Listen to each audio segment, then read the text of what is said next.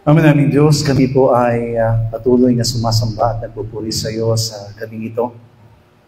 Isang gabi ng pananalangin at pakikinig ng iyong mga salita, Panginoon, ang tunay na hangarin po namin kung bakit kami naparito sa inyong iglesia. Madalangin po namin na iahayag ng iyong banal na spirito. Tulungan mo kami, Ama, na unawain ang lahat ng ito. At sa pamamagitan nito ay lumago at tumibay kami sa aming paglilingkod at sa lahat po ng aming mga pananampalataya. Ikaw lamang, O Diyos, ang tunay na makilala namin sa pamamagitan ng mga salitang ito, Panginoong Diyos. Hayag mo sa aming buhay, Panginoong Diyos, ang mga salitang patuloy na magiging kayamanan para sa aming mga kaluluwa. At hayag mo, Diyos, na ito ang aming maging matibay na pag-asa upang ang buhay na walang hanggan na ipinangako mo ay lubos sa tunay na laging sumapuso at sumaisip ng bawat sa amin. Pagpalain mo rin, O Diyos, ang lahat ng makamay na laging nagkakaloob ng kanilang mga handog para sa iyong gawain. Ibalik mo ito, Panginoong Diyos, sa kanila na nagbigay na may katapatan ng siksik at nagumapaw na pagpapala. At hayaan mong lagi silang masuplayan ng lahat ng kanilang pangailangan. Salamat po, Ama, at ibinabalik namin sa iyong papulit pagsamba sa pangalan po ng aming Panginoong Jesus. Amen. Palakpakan po natin ang ating Diyos na buhay. Praise the Lord. 1 Thessalonica chapter 4, Unang Tesalonika, Kabanatang 4, verse 15 to 17.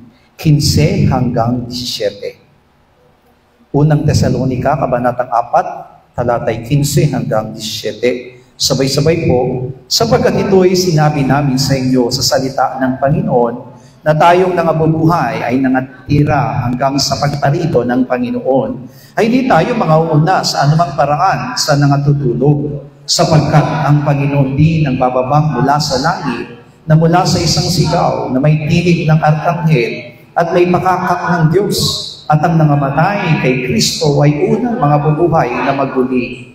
Kung magkagayon, tayong nangabubuhay na nangatitira ay agawin kasama nila sa mga alapaap upang salubungin ng Panginoon sa hangin, at sa ganito isa sa Panginoon tayo magpakailanman. According to verse 16, when Jesus Christ will descend from heaven to air, there's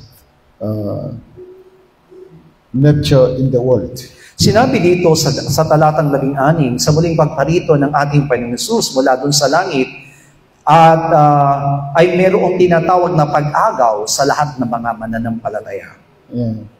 That's why with the trumpet sound of God, the dead first in Christ Jesus will raise from first. At ang mangyayari pagkatunog noong pakakak ng Diyos, lahat ng nangamatay kay Kristo ay unang mga bubuhay na magmuli. And then verse 17 also, we who are alive and remain shall be catch up together with them in the crowd and will meet our Lord Jesus Christ in the air. Samantalang sa 17, sabi niya doon tayo naman ng nabubuhay na nananalig kay Kristo na nangatira ay aagawin kasama niya doon sa alapaap upang salubungin ng Panginoon sa hangin. And then from that point, we shall always be with the Lord Jesus Christ. Sa pamamagitan noon, tayo po isa sa Panginoon magpakailanman.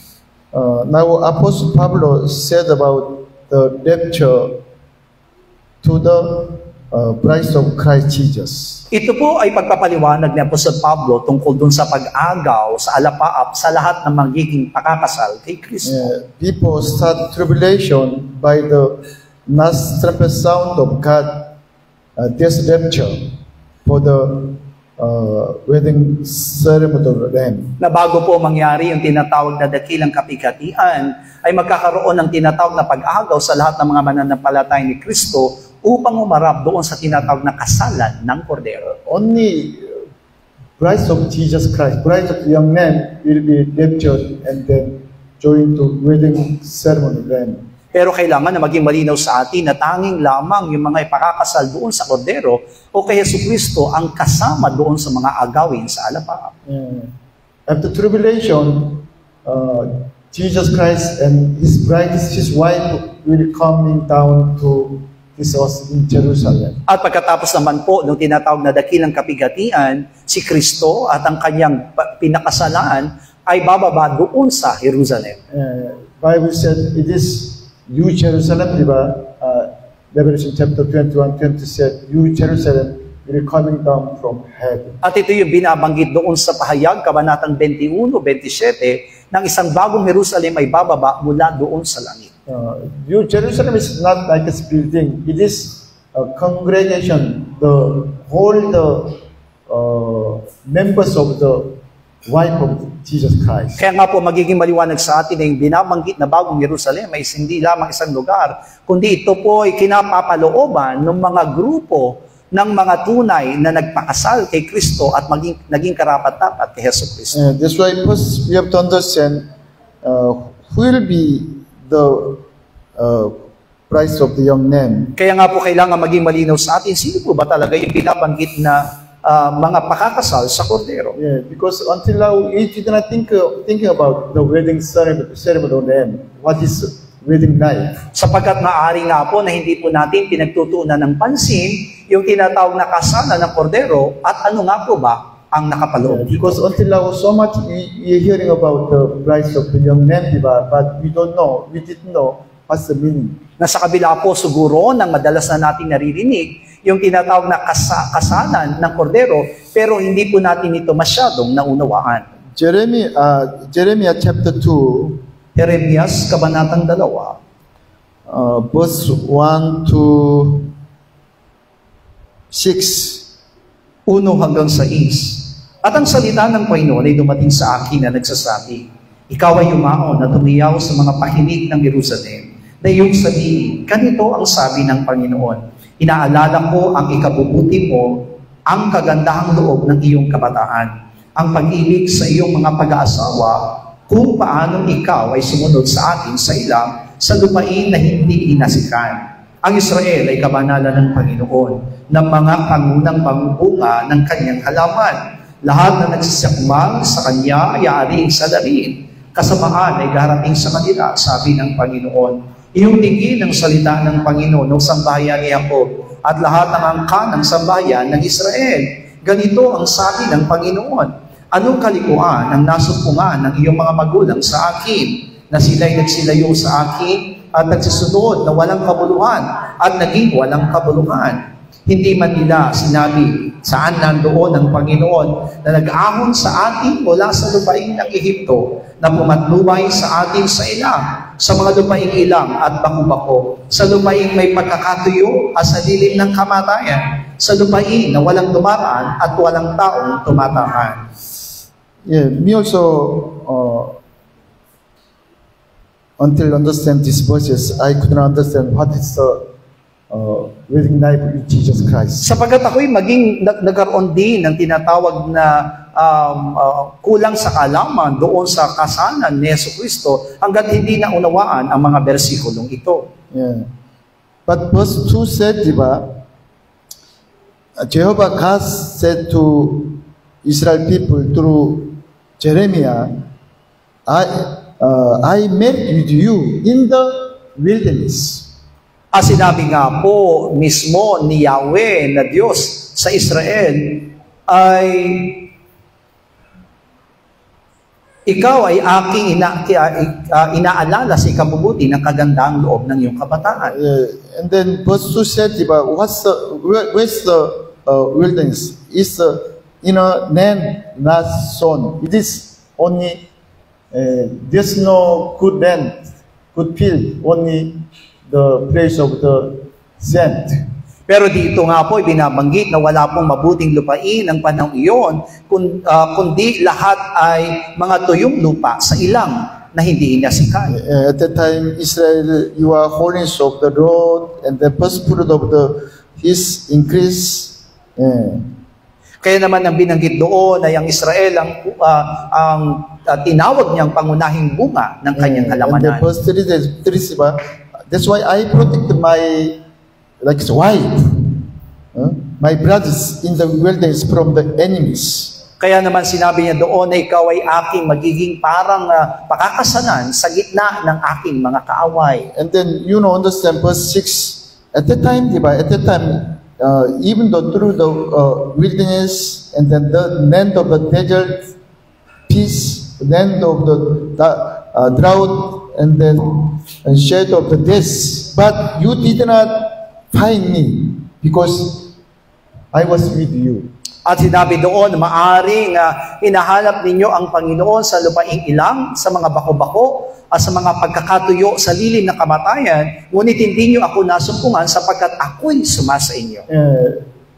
Israel people, when they stay in the desert, they did not say to God, where are you, Diba? Where are you? Because already they become one body, one family, one husband and wife. Maaring sa pananatili po ng mga salita mula doon sa ilang, hinahanap nila ang ating Panginoon, pero hindi nila nalalaman na sila'y kaisa na ng Diyos bilang kanyang parang asawa. They came up from Egypt by the blood of the young man, the blood of Jesus Christ. Na sila'y nailabas mula sa Ehipto sa pamamagitan ng dugo ni Jesucristo.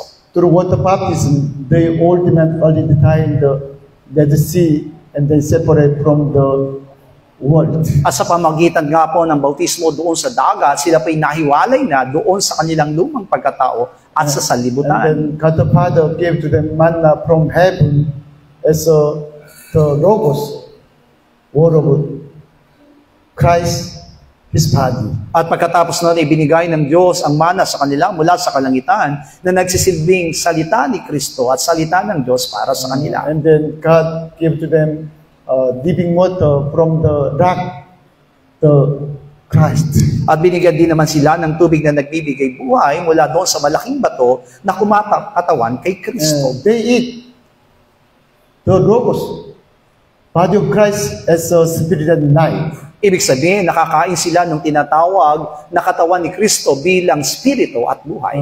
After there is the Holy Spirit, when they drink the living water, already there is the Holy Spirit. At sila po'y nakatanggap ng banal na Espiritu Santo matapos silang makainom ng tubig na nagbibigay buhay. And then God said to Israel, build my tabernacle, because it is my place, my house. At pagkatapos noon ay inutusan niya ang Israelita na ipagtayo siya ng tinatawag na tabernakulo sapagkat ito'y ang kanyang magiging tahanan. In the center of the Israel, there's God's tabernacle as a God's temple. Kaya nga po, sa kalagitnaan po ng mga lupo ng mga Israelita ay naroon yung mismong tabernakulo. It was God's house, diba? God's dwelling place. God stay in the most holy place. At nasasabi natin na ito yung mismo ang naging tahanan ng Diyos na kung saan siya nananahan doon sa dakong kabanal-banal. It was marriage life with Israel people, Jehovah God. At nasasabi po natin ito isang malaking kagalakan at isang pagpapala po sa mga Israelita mula sa kay Yahweh na Diyos. From first time, God created man as the wife of the young man, the Christ. At mula sa umpisa pa lamang sa pasimula ay nilikha niya na ng Diyos ang tao bilang isang pakakasal doon kay Kristo sa kordero. Men's wedding is different, diba? Husband and wife, girlfriend, boyfriend, they after marriage, two men met and stay in the one house. Kaya nga po, masasabi natin na malaki ang pagkakaiba ng tinatawag na pag-asawa sapagkat matapos ang magkasintahan ay mga makapag-asawa, sila po'y mananahan sa isang tahanan. God created us as His image. He wants to stay in us. At yan ang pagkakalika ng Diyos sa ating mga tao at ang nais niya'y manahan siya sa atin. Image, there's no being, diba? Only image, like it's one picture. There's no reality, no person. Kaya nga po kung makakita natin ng isang larawan, hindi po ito isang realidad, kundi isang larawan lamang na nakikita ng ating mga mata. Image means like as an empty vessel, empty container. Kaya nga, just empty. Masasabi po natin na yung larawan na yon ay parang isang walang lamang sisidlan. Because God wants to stay in us. That's why He created us as His image. Sapagkat nais nga po ng Diyos na siya'y manahan sa atin, kaya naman nilikha niya tayo bilang kanyang larawan. We understand, believe, Jesus Christ is the image of God. Kaya nga, naunawaan natin mabuti na kung paano si Kristo ay larawan ng Diyos. Because God is Trinity God, Father, Son, Holy Spirit, three persons, but one God. Na kung paano ang Diyos ay tatlong persona, Ama, Anak, at Espiritu Santo, tatlo pero iisang Diyos. Only Jesus Christ is the image of God. That's why God the Father, Holy Spirit stay in Jesus Christ. At ang tanging si Jesucristo lamang ang tinatawag na larawan ng Diyos. Kaya naman ang Ama at ang Espiritu Santo ay nananahan sa Kanya. Three persons, but become one God in Christ Jesus. Ibig sabihin, sa kabila po ng kanilang pagiging tatlong persona, sila po iisa at nag-iisang Diyos. Same, God created us as an image of God, image of the Jesus Christ. Na kung paano tayong lahat ng mga tao ay nilikha ng Diyos ayon sa Kanyang larawan, ayon sa larawan ni Jesucristo. Why God create Eve as a wife of Adam? Bakit nga po ba nilikha ng Diyos si Eva para maging asawa ni Adan? It's Genesis chapter 2, diba? It's not good Adam stay alone, diba? That's why God create wife for him. Mula doon sa Genesis Kabanatang 2 na sinabi ng Diyos na hindi nararapat ng tao ay manirahang nag-iisa. Kaya naman nilikha niya si Eva.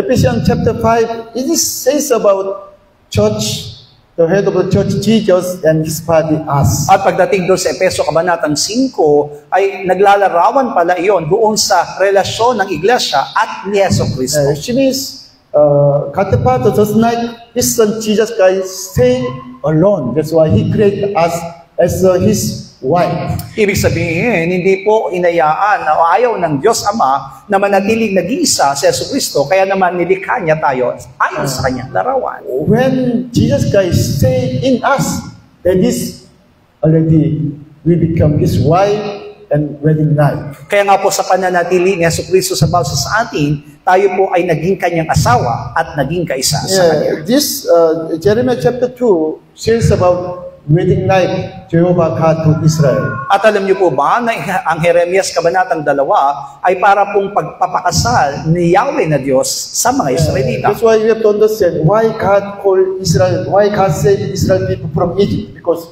He want to make Israel people as a wife of the Jehovah God. Kaya nga po maunawa natin mabuti kung bakit nga po niligtas ng Diyos ang mga salita mula doon sa Ehipto, sapagkat ang hinahangad niya po ay maging asawa na ni Yahweh na Diyos ang Israelita. All the men, diba, when we married with husband and wife, we make clean and then prepare dress.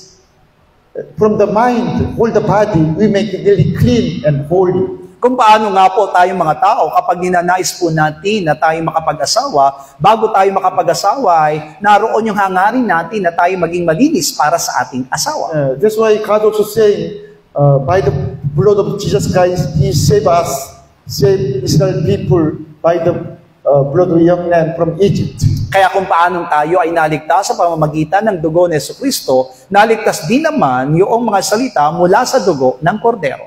And then, Jesus Christ killed our old man in the Dead Sea and then make new being, new man in Christ Jesus. Kaya naman, pinatay ng Diyos ang kanilang lumang pagkatao sa pamamagitan ng dagat na pula at sila po ay ginawang isang bagong nilalang para kay Jesus. You know, we believe God created all things through His words. Lahat po tayo naniniwala na nilikha ng Diyos ang lahat ng bagay sa pamamagitan ng kanyang salita. But His wife of the young man Jesus Christ different. He cannot create wife of the young man Jesus through His words. Pero pagdating po doon sa tinatawag na mapapangasawa ni Kristo, ay hindi po siya pwedeng maglikha ayon sa kanyang salita. Through His blood, through His death, He create His wife. At ito'y nangyari lamang sa pamamagitan ng kanyang kamatayan, sa pamamagitan ng kanyang dugo, ay nalikha niya ang kanyang That's why mapapangasawa. Jesus Christ, He shed His blood for His wife. Iyan ang dahilan kung bakit si Jesucristo ay nagbubo ng dugo para sa kanyang asawa. Jesus Christ, He died on the cross for His wife. Na si Jesucristo ay namatay doon sa krus para sa kanyang asawa. And then Jesus said, in my flesh, because when we eat His flesh, Jesus Christ can stay in us. Iyan ang dahilan kung bakit iniutos niya sa atin na kainin natin ang kanyang laman, sapagkat sa pamamagitan ng pagkain ng kanyang laman ay mananahan siya sa atin. John chapter 1, we understand about the Logos, the Word. It was God's name, and then God Himself.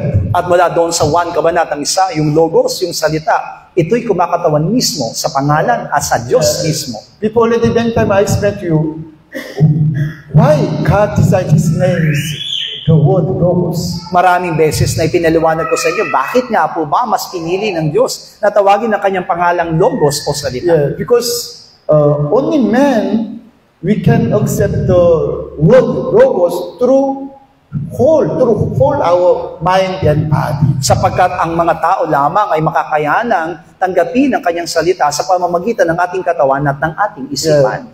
Through the Bible and the reading Bible, we can accept, and then Jesus Christ can stay in us. Kaya nga po sa pamamagitan po ng ating pagbabasa ng salita ng Diyos, ito po'y ating natatanggap at ito po'y ating nararanasan sa Yesu Yeah, Cristo. because the Logos become Jesus Christ. Logos, the word Jesus and God is one. Kaya kung paano ang Logos ay naging si Yesu Cristo, ganun din naman na ang Logos at si Yesu Cristo ay iisa. When you hearing the gospel of the cross, gospel of Jesus Christ, we can accept Jesus and Jesus will stay in us. Kaya kapag naririnig po natin yung tinatawag na Ebanghelyo ng krus, madali po nating matanggap sa Yesu Cristo at nananaan sa Yesu Cristo sa atin. All the time, we can really accept Jesus Christ in our heart, in our spirit. Kaya nga po, maraming pagkakataon na maaari natin matanggap mula sa ating spirito, sa ating puso, sa Jesus. Yeah, that's why first Israel people said by the blood of the young man, and then let them separate from the world. Kaya nga ang mga salita ay naligtas mula doon sa dugo ng kordero at nahiwalay sila sa sanlibutan. Like as Jeremiah chapter 2, in the wilderness, in the desert, there's no other God, only Israel people and God. Kung paano nga po doon sa tinatawag na ilang ay wala silang masusumpang ibang Diyos, kundi ang naroon lamang ay ang Israelita at ang tunay na nag-iisang Diyos. In the desert, they give to the Logos, Jesus Christ, body of Jesus to them. Kaya naman mula doon sa ilang ay naibigay sa kanilang Logos o yung tinatawag na katawan ng kordero o katawan ni Kristo. And then from the rock, let them receive the Holy Spirit. At mula doon sa malaking batoy, hinayaan silang matanggap ang Espiritu Santo. After Jehovah God command to Israel people, you must build God's temple, tabernacle in the desert. At mula noon ay inutusan niya ang mga salita na magtayo ng tinatawag na tabernakulo na kanyang pananahanan. Because I'll stay in the tabernacle. That is merit. I'll wedding with you in the tabernacle. Ibig sabihin, sa pamamagitan noon, ay maaari na siyang manahan doon. At ang ibig sabihin po noon, sa pamamagitan ng tabernakulo at pananahan niya doon, ay para siyang nagpakasal sa Israel. Yeah, that's why today also saying, even though you said, I am Christian, but you are not accept the Logos, word of God, and then not obey, follow, you cannot be brides of the young man. Kaya naman, kung sa atin din kapanahunan, bagamat sinasabi natin Kristiyano tayo, pero kung hindi natin tinatanggap ang Logos o ang salita at hindi natin ito pinamumuhay at sinusunod, hindi rin po tayo magiging karapat-dapat na pakakasal sa kordero. Thanks God. Because our church is different from other churches. That's why all the time, me and Pastor Man explain about the Logos, Word of God, and when you accept and obey. Maari nga po na malaki ang pagkakaiba natin sa ibang iglesia sapagkat sa pamamagitan po ng ating mga gawain ay naipapaliwanag ko at ni Pastor Manny ang tungkol doon sa Logos upang ito'y ating masunod. Yeah, because the Logos, the Word of God is God Himself. It is Spirit and eternal life. Sapagkat alam natin ang Logos na yon ay mismong si Yesu Cristo at ito ay tinatawag na Spirito at buhay. Through the Logos, Word of God, we can really accept Jesus God. He can stay in us. Kaya naman sa pamagitan ng Logos o ng salita ng Diyos ay maaari nating tagapin si Yesu Cristo. Ibig sabihin nun, mananahan sa atin si Yesu Cristo. And then only by faith, we can accept Jesus and Holy Spirit in our spirit. Kaya nga po sa pamagitan lamang ng pananampalataya ay pwede nating matanggap si Yesu Cristo at ang banal na Espiritu Santo sa ating mga spirit. After accept Jesus Christ, Holy Spirit, we have to nearly change it about our life, spiritual life, we have to change. At pagtatapos nating tanggapin si Yesu Cristo at ang banal na Espiritu ay kailangan natin at kinakailangan nating mabago. Yeah, you see today what is Christian problem? almost Christian, they are still belong to the world. At sa kasalukuyan na nagiging problema ng karamihan ng mga Kristiyano na nanatili silang kabilang sa sanlibutan. They become rich men. All the time, they are asking to Jesus only blessing, bless physical needs. Ibig sabihin, sila po'y nagiging makalaman. Ang tanging hinihingi lamang lagi nila sa Panginoon ay bigyan sila ng pagkalooban sila ng mga pisikal na pagpapala. You know, already if you are really Christian, become Christian, you are belong to Jesus Christ, you will not pray for only for yourself. At naniniwala tayo na kung talagang tayo Kristiyano at tinanggap na natin si Kristo, hindi na tayo kailangang manalangin pa ng ating mga pangangailangan para sa ating mga sarili. If you are nearly God's children, already belong to Jesus Christ, you will not pray for your will. Instead of your will, you will pray for will of God the Father. Sapagat kung tunay na tayo mga anak na tunay na anak ng Diyos, hindi na tayo nananalangin pa ng tungkol sa ating kalooban, kundi ang tunay na kalooban ni Kristo ang ating pong ipapanalangin. You know, people all the time, I pray to God for from my panel to hold our members, diba? From our benches, branches, hanggang the foreign ministry, hold the members' salvation. I pray to God. Totoo nga po na ako'y dating nananalangin para sa aking pamilya, para sa kaligtasan ng ating mga membro, para sa kaligtasan ng lahat ng ating mga sangay ng iglesia. Today, I can understand, it was something troubling because only because my old master is alive, that's why our church, only our grand churches, only our group. At nasasabi kong ito'y malaking problema sa akin sapagkat ang tangi lamang na nagiging sentro ng aking pananalangin ay ang ating iglesia, ang lahat po ng nasasakupan natin. But today I change because all the time I pray to God, all the God's children in the world. Pero ngayon, ako'y binago na sapagkat ang pinapanalangin ko'y lahat na mananampalataya sa buong mundo. I pray to God, all the pastors in the world and then all the God's children in the world. At ipinapanalangin ko ang lahat ng mga pastor at lahat ng mga anak ng Diyos sa buong mundo. We have to change our faith life. Siguro nga po, kailangan nating baguhin ang ating buhay pananampalataya. You see today in Jeremiah chapter 2, they can plant anything in the place because there's no water, there's no good soil. Kung paano nga po sinabi sa Jeremias Kabanatang 2, hindi po sila pwedeng magtanim ng kahit anong bagay doon sa ilang sapagkat ito po'y tuyo at walang tubig. That's why they don't need business or other activities. Kaya naman hindi na po sila nangangailangan pa ng anumang klase ng mga gawain o pagkakakitaan sa kanilang mga buhay. Every day, they just eat manna and drink living water from God. At sapat na po na sila po'y kumakain ng tinatawag na mana at umiinom doon sa tubig na nagbibigay buhay. Maybe early in the morning when they wake up, they pray to God to the side of the tabernacle. Siguro nga po, ang ginagawa lamang po nila sa pagising nila sa umaga ay umaharap sila doon sa tabernakulo at nananalangin. Because Jews, Israel people, they pray to God every day 3 times. Sapagkat alam naman natin na naging kultura ng mga Israelita ang manalangin ng 3 beses, umaga, tanghali, gabi. Only just, they have no mind about business or other physical needs. Only just,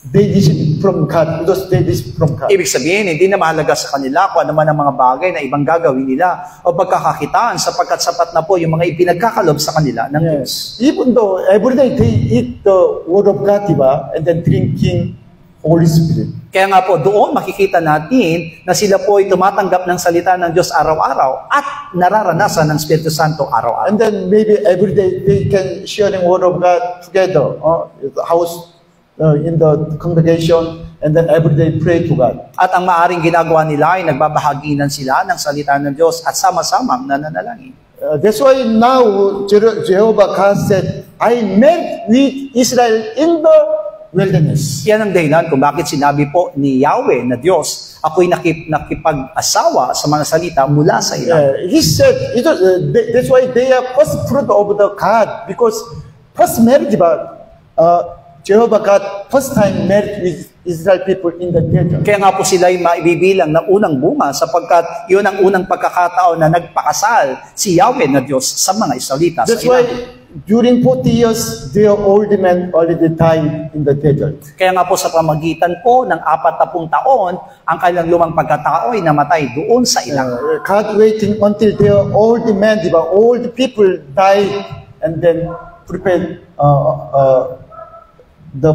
to into the Canaan. At ang tanging hinihintay ng Diyos ay lubusang mamatay yung kanilang lumang pagkatao upang maihanda sila sa kanilang pagpasok doon sa Canaan. Yeah.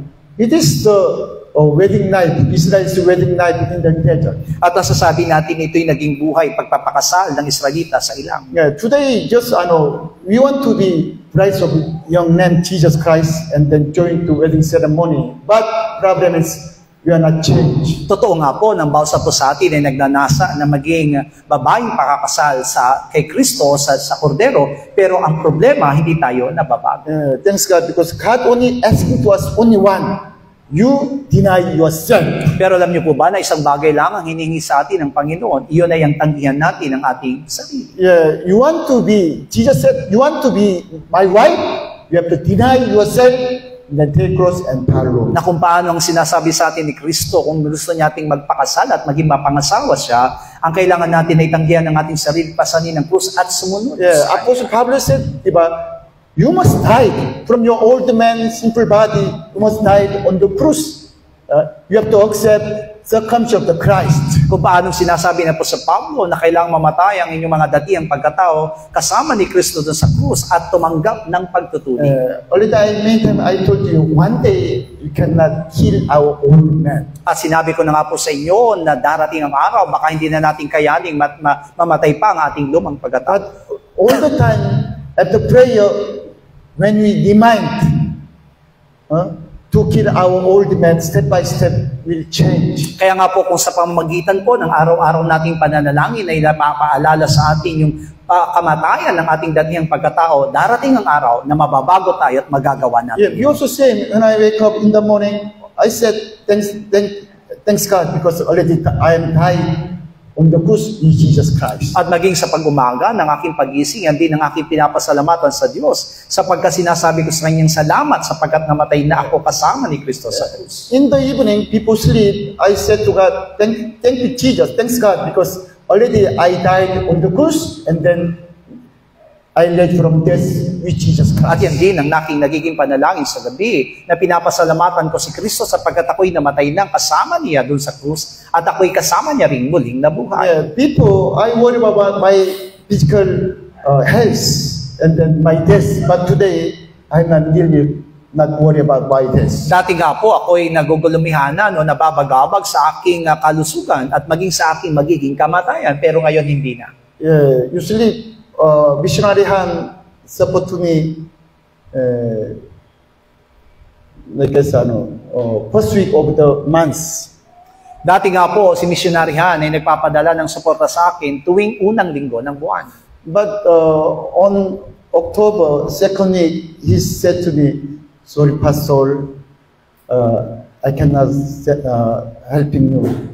Pero pagdating po ng Oktubre, 2 linggo, ay sinabi na sa akin ni Missionary Han na pasensya ka na pastor, hindi na kita masusupport. Yeah, he said, I have something problem, that's why I cannot support you. But when I received this message, I was so happy. At dahil ako'y may pinagdaraanan, sabi ni Missionary Han, hindi na kita maaring suportahan. Pero nang marinig ko ang balitang ito, ako'y nasayahan. Yeah, because all the time, also I pray to God for missionaries Han and his family salvation. Sapagkat ang totoo ay lagi kong ipinapanalangin si Missionary Han araw-araw ang kaligtasan ng kanyang family. But I think problem is he didn't know about his old man. Still he has strong his old man. Siguro nga po hindi niya panaunawaan yung kanyang lumang pagkatao at matinding gumagawa sa kanyang lumang pagkatao. Because he support to other also from me other missionaries, that's why he can get strong his own righteousness. At dahil nga po nasusuportahan niya hindi lamang ako kundi ibang misyonaryo, kaya nga po mas tumibay yung kanyang paninindigan sa kanyang sariling katwiran. That's why all the time I pray to God, your kingdom come to his house, his missionary his house, and your will be done to his house. At alam niyo po ba, nang lagi ko nagiging panalangin para sa kanya, ang katwiran at kalooban ng Diyos ay papaghariin mo sa pamilya ni misyonarihan. Every month, he support to me mga 28,000 pesos. At lagi nga po, buwan-buwan, ang suporta niyang pinagkakalob sa akin ay 28,000. That's why through his support, I can survive and then do ministry in the Philippines. Sa pamagitan po ng kanyang naging suporta, ako'y nabubuhay at nananatili dito sa Pilipinas. But today, I am really happy because, never mind, because God is my Father, already Jesus Christ lives in me. Sa kasalukuyan, sa kabila ng lahat ng bagay na nangyari, ako'y nasisiyahan sapagkat alam kong si Kristo ang aking pong tanging kailangan na siya ang susuporta at siyang nasa aking katawan. People, Songrak Church is support to me every month 40,000 pesos. Dati nga po ang Songrak Church doon sa Korea ay nagsusuporta sa akin ng 40,000 piso. 2015, when they stopped supporting to me, I was not nearly, I worry about my ministry and my life. At tumigil po yung suportang iyon ng taong 2015 at mga taong iyon ay nagkaroon ako ng kagulumihanan o nababagbag yung aking isipan sa nangyari. Yeah, because at the time, I have strong my old man, myself. At siguro nga dahil po mas matinding gumagawa pa sa akin ng aking lumang pagkatao ng There's no God's promise word of God in my old man. That's why I worry about after stop life, after stop the money. At dahil nga po wala po yung tinatawag na buhay at salita ng Diyos doon sa aking datihang pagkatao, kaya naman ako'y nagugulumihanan sa aking magiging buhay. But today I am not worried about because already my old man, I believe, died on the cross. Pero ngayon hindi ko na ito nagiging problema sapagkat alam kong namatay ng aking datihang pagkatao doon sa krus. Really, I believe Jesus can live in me and then I'm not alone. Also, Trinity God living by the Holy Spirit. At alam kong si Kristo ay namumuhay sa akin at hindi ako nag-iisa sapagkat ang tatlong person ng Diyos ay nananahan sa akin. That's why I want to really follow Jesus Christ because I want to be raptured. At ang tanging hangarin ko ngayon ay sumunod kay Kristo sapagkat ang layunin ko ay makasama doon sa pag-agaw na gagawin ng Panginoon. Jesus Christ will come back to accept His wife. At muling darating ang ating Panginoong Hesus upang tanggapin ang kanyang mapapangasawa. There's only one wedding ceremony in the air.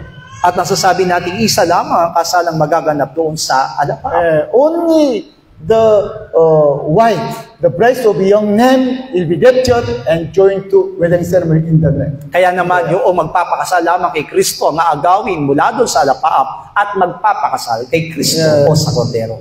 By the last trumpet sound, the dead will live from this in Jesus Christ first. Kaya nga po, pagka tunog tunog ng pakakak, yung mga nangamatay kay Kristo ay muling bubuhay. And then in the second step, the true Christians who really belong to Jesus Christ as His wife will be raptured and joined to wedding ceremony. At ang pangalawang mangyayari po, yung mga Kristiyanong tunay na karapat-dapat magpakasal kay Kristo ay kakaunin at agawain mula doon sa alapap upang magpakasal kay Kristo. It is so strong blessing, so much blessing, di ba? It is nearly our hope. Kaya nga po masasabi natin ito'y malaking pagpapala sa atin na tunay na pag-asa natin. Thanks God because God just asking to us, you die yourself, your old man on the cross. At nagpapasalamat tayo sa Diyos sapagkat isa lamang hiniling niya sa atin ang mamatay ang ating datihang pagkatao doon sa krus. If yourself, your old man died on the cross, I can into you, your spirit, and stay in your spirit. At kung mamamatay ang ating datihang pagkatao doon sa krus, sasabihin sa atin ng Panginoon, maaari nang manahan ang aking spirito sa inyong spirito. Thanks God because I think so many church, our members, they already they have Jesus Christ and Holy Spirit. At naniniwala naman ako na marami talaga sa mga miyembro natin na tinataglay na si Kristo at ang banal na spirito. But problem is still they have still strong old man. That's why they cannot be filled with the Holy Spirit. Ang nagiging problema nga lang po ay hindi pa po namamatay ng lubusan ng kanilang datihang pagkatao, kaya na hindi po nararanasan ng kapuspusan ng banal na spirito. Usually in the one dress, only one person can dress, diba? Totoo naman po, di po ba? Sa isang damit ay pwedeng isang tao lamang po ang makapagsusuot. Cannot wear two men through one dress. Hindi po pwedeng isang damit, dalawang tao ang nakasuot. Same, when our old man died, ourselves died on the cross, Jesus Christ can stay in us as our master owner. Kaya nga po kung ang lumang pagkatao natin ay mamamatay dun sa krus, si Kristo mismo ay mananahan sa atin at siya ang ating magiging Panginoon at magmamay-ari sa atin. Already I told you, one day, it cannot, but step by step, when we deny ourselves, step by step, Jesus Christ will growing up in us. Maari naman po talaga na hindi po ito mangyayari ng isang araw lamang, pero unti-unti mangyayari po ito na maghahari ang Panginoon sa atin. I don't know now, today, how much percent, 30%, 20%, 30% you deny yourself, and which means Jesus Christ only stay in you, only 20-30%. Hindi ko alam kung ilang porsyento na namatay ang inyong dati ang pagkatao, 20 ba o 30? Kung gano'n ang nangyari, ibig sabihin 30% o 20% lamang namumuhay si Kristo sa inyo. Yeah, if you deny yourself 50%, Jesus Christ stay in you only 50%. Pero kung halimbawa man na itinatuan natin ang ating mga sarili ng 50%, 50% rin ni Kristo ang mananahan sa atin. Jesus Christ, as it was totally 100%, you have to die yourself on the cross. Pero ang hinihingi sa atin ng ating Panginoong Kristo ay 100% na kailangang mamatay ang ating lumang pagkatao upang 100% rin siyang mamumuhay sa atin. You see, disciples of Jesus Christ, they left the family and give up their business and then they followed. Kung paano ang mga alagad ng ating Panginoong Kristo ay binitawan nila ang kanilang mga pinagkakakitaan at ang kanilang pamilya iniwan nila para sila sumunod kay Kristo. You see, at the time, other disciples of Jesus Christ, other older believers, even though they sold out their house and then give to the others, and then they follow Jesus Christ. Kaya naman makikita natin sa mga talata sa Biblia ng ibang mga mananampalataya ay ipinagpilipan nila yung kanilang mga tahanan, yung kanilang mga tinatangkilik upang ipagkaloob lamang ito sa mga alagad ni ang ating Panginoon. Yeah, I'm not asking you, not you are holding your house. Give up yourself to give up yourself. Hindi ko naman po talaga hinihiling sa inyo na ipagbili nyo yung mga bahay, pero ang inaasahan ko lamang po sa inyo ay tanggihan natin o mamatay ang ating lumang pagkatao. Okay, for example, some other member talk to you, somebody judging, but somebody jealous to you. How about when you hearing so much, you have angry mind, diba? Halimbawa po na may mga kapatirang nainggit sa inyo at mga nagsasabi ng hindi maganda tungkol sa inyo, di po ba nagkakaroon tayo ng galit sa kanila? Yeah, how about in the church, other church member, when they try to look down yourself, you lost mind. You are not happy. At halimbawa naman, may mga kapatiran tayo na ibinababa ka o yung masyado kang nilalait sa iyong buhay. Di po ba nawawalan tayo ng pag-asa? Yeah, that's why when we still stronger arrive our ultimate, we want to try to angry, we have to fighting with them. Kaya doon malalaman natin kung ang lumang pagkatao natin ang namumuhay pa rin sa atin. Kapag ganun ang nangyayari ay ninanais natin makipag-away at ang galit ang namumuno sa atin. Yeah, and also we want to move by our emotion, our emotion and our feelings. Kaya nga po, minsan, ang nangyayari pa sa atin ay mas pinapangunahan tayo ng ating mga damdamin o ng ating mga emosyon. And then even though when we hearing the word of God, you want to check the word of God by our own narrative and wisdom and theory. Kaya nga po, kahit na nakikinig tayo ng salita ng Diyos, ang ginagamit po nating pag-unawa doon sa salita ng Diyos na ating naririnig ay ang ating sariling katwiran, no? Ating sariling prinsipyo. Yeah, you know, after Pastor Che from the China, I deny everything, my knowledge about the Bible, everything, from the barrier, I deny everything. Alam niyo po ba, nang dumating si Pastor Che na taga-China dito sa atin, talagang kinalimutan ko yung lahat ng mga katuruan na aking tinanggap, lalo na po yung katuruan ng Berea. Yeah, because I have Bible, Word of God. That's why by the Holy Spirit, I can understand, I believe, but until that point, I try to learn from others. Sapagkat ang tunay naman talaga na meron tayo o ako ay ang salita ng Diyos. Nasa akin naman talaga ang Biblia at may pagkakataon ako itong unawain. Pero ang ginawa ka pa rin noon ay naghahanap ako ng ibang katuruan. A few days ago, I apologized to my son, Jiwan. Ilang araw nakalipas, ako ay nanghingi ng paumanhin sa aking anak na si Jiwan. I said to Jiwan, I'm sorry because I was not good Christian. I am not what real Christian.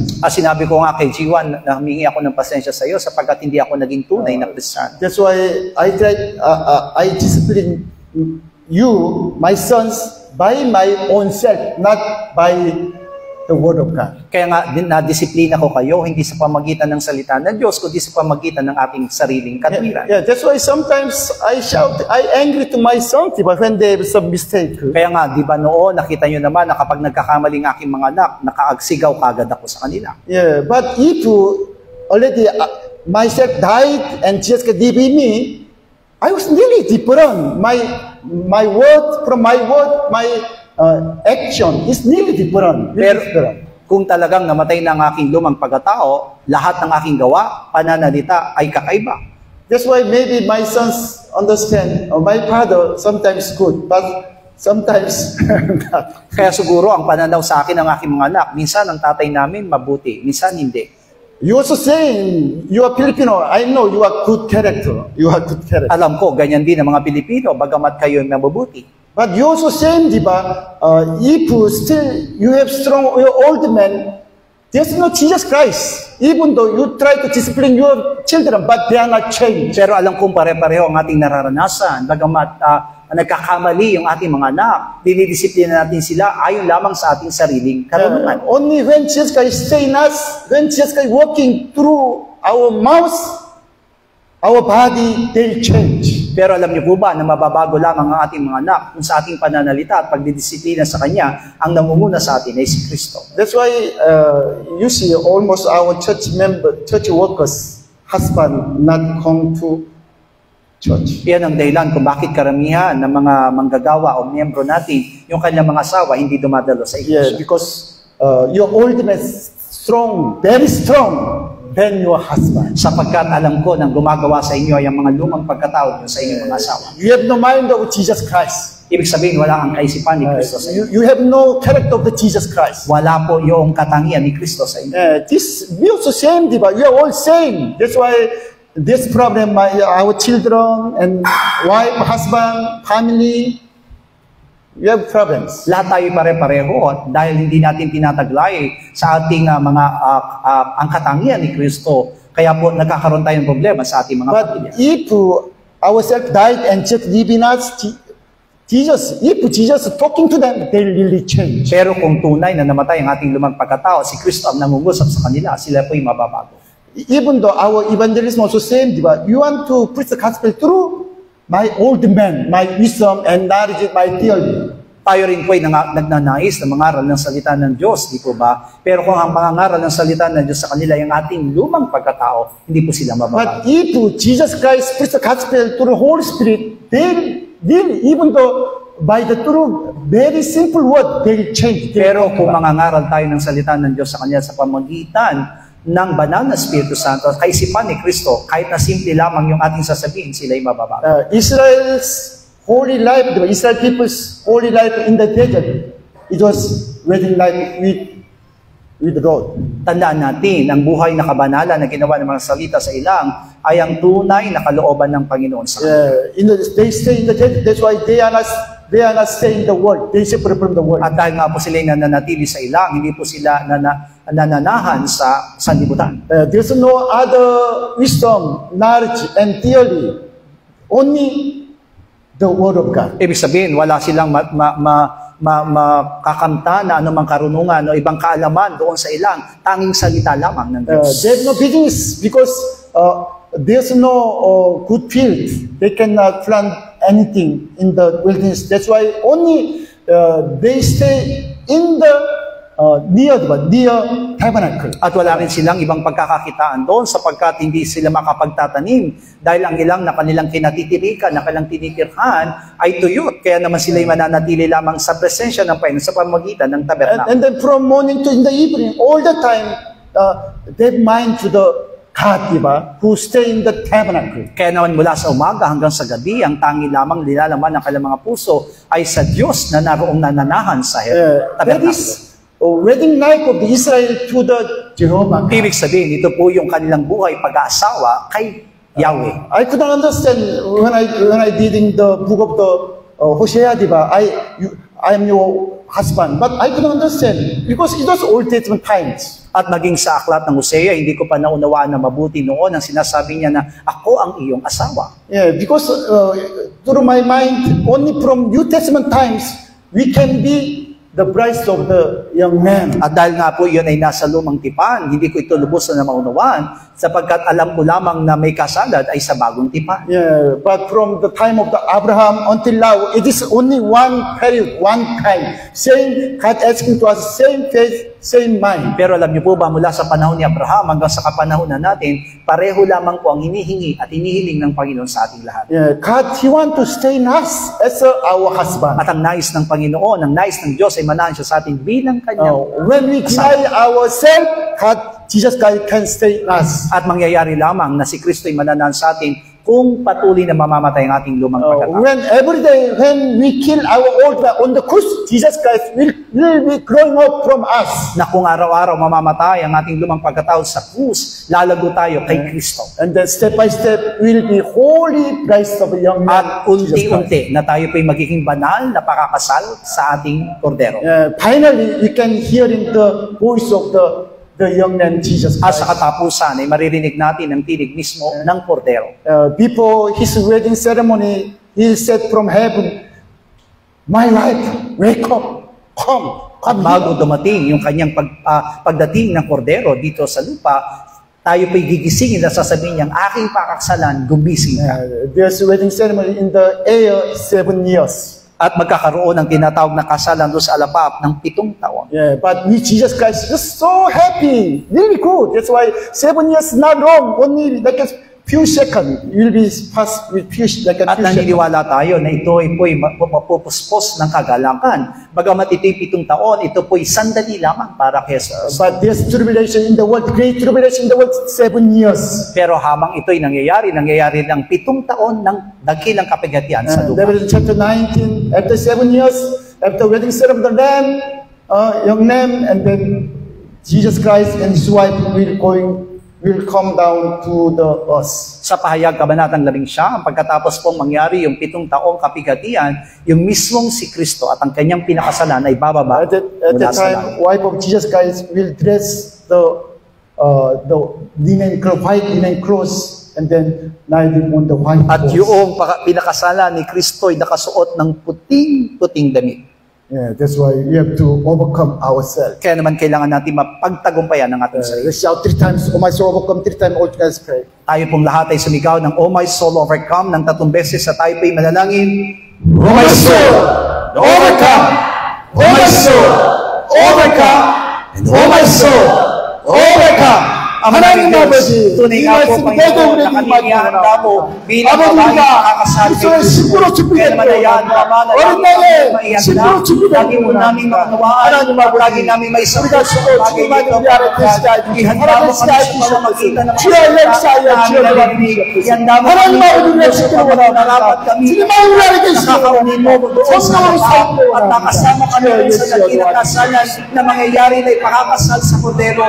Tulungan mo kami, Ama, na maganap ito sa amin, Panginoon Diyos, at hindi lamang kami maging isang ordinaryong mananampalataya, kundi maging handa ang bawat isa sa amin sa pagtaon mo sa lahat ng mga nananampalataya sa muli mong pagparito. Yan ang patuloy namin dinadalangin. Kaya naman hayaan mo, Ama, na mapaglabanan namin, mapagtagumpayan namin ang aming lumang pagkatao. Hayaan mahayag si Kristo, mahayag ang iyong kalooban, Panginoon, sa aming mga buhay. Huwag ang sarili naming kalooban, huwag ang aming sariling kakayanan, huwag ang aming sariling karunungan, Panginoon Diyos, kundi ikaw lamang, Panginoon God. Huwag mo hayaang mabalis sa kami ng mga pangailangan sa sanlibutan. Huwag mo hayaang mapagawad kami, Panginoon Diyos, ng mga ligalig ng sanlibutan, Panginoon Diyos, kundi ang patuloy naming mahalagahan ay ang kailangan ng aming mga spirito, ang kailangan ng aming kaluluwa, ang pananahan ni Kristo sa buhay ng bawat sa amin, ang patuloy na pag-ahari ni Kristo sa buhay ng bawat sa amin. Yan ang patuloy namin dinadalangin at yan ang hinahangat namin gagawin mo sa buhay ng bawat isa. umaasa. Tulungan mo kami, Panginoon. Huwag mong pababayaan ang aming mga buhay. Sa iyo lamang namin ininiwala ang lahat at naniniwala kami na anuman ang mga bagay na nagiging sagabal, anuman ang nagiging hadlang, Panginoong Diyos, ng salimutan sa amin. Hayaan mo, Ama, na lagi namin ito mapagtagumpayan at patuloy na makita mo ang aming mga puso, ang aming mga kaisipan, Panginoong Diyos, na pananabik sa muli mong pagparito, pananabik sa kasanan, Panginoong Diyos, na magaganap, Panginoong God. Maghari ka sa aming mga buhay kung paano ito'y ginanap mo sa mga salita. Yan din ang ganapin mo sa iyong iglesia.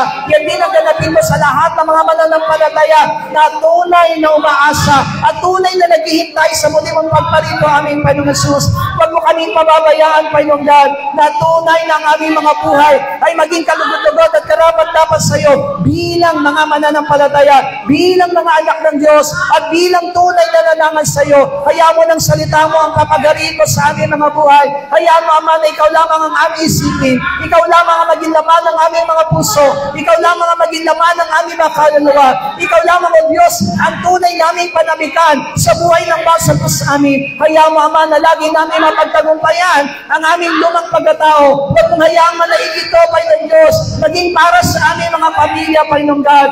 Hayaan mo, O Diyos, na maging liwanag din kami, hindi lamang sa mga mananampalataya na iglesia, kundi sa lahat ng mga mananampalataya sa buong mundo, Panginoong Diyos. Hayaan mo, Ama, ng iglesia po namin ay magamit mo nga po, Ama, bilang halimbawa ng tunay na mga mananampalataya, ng mga tunay na magpapakasal sa Kordero, tunay na magiging karapat-dapat na pakakasal kay Kristo. Yan ang aming patuloy na ininadalangin. At hayaan mo, Panginoong Diyos, na sa pamamagitan ng mga salitang naririnig namin, palaguin at papagtibayin mo ang aming pananampalataya. Palaguin at patatagin mo kami, Panginoong Diyos, sa aming mga paglilingkod. At huwag mo hayaan, Panginoong Diyos, na mas pahalagahan pa namin ang salibutan at pahalagahan namin ang mga bagay para sa aming physical, Panginoong Diyos, kundi ang pahalagahan namin ay mga spiritual na bagay na inilaan mo para sa aming mga buhay na siyang buhay na walang hanggan. Salamat po, Panginoon, at inaangkin namin ang katagumpayan ng lahat ng aming mga panalangin sa pangalan po ng aming Panginoong Jesus. Amen. All together, Lord's Prayer. Ama naming nasa langit, sambahin nawa ang pangalan mo. Ikaw nawa ang maghari sa amin. Sundin nawa ang iyong kalooban dito sa lupa tulad ng sa langit. Bigyan mo po kami ng pagkain kailangan namin sa araw na ito at patawarin mo po kami sa aming mga kasalanan tulad ng aming pagpapatawad sa mga nagkakasala sa amin at huwag mo kaming iharap sa maigpit na pagsubok kundi ilayo mo po kami sa masama sapagkat iyo ang kaharian at ang kapangyarihan at ang kapurihan magpakailanman. Amen. God bless you all po. See you on Thursday.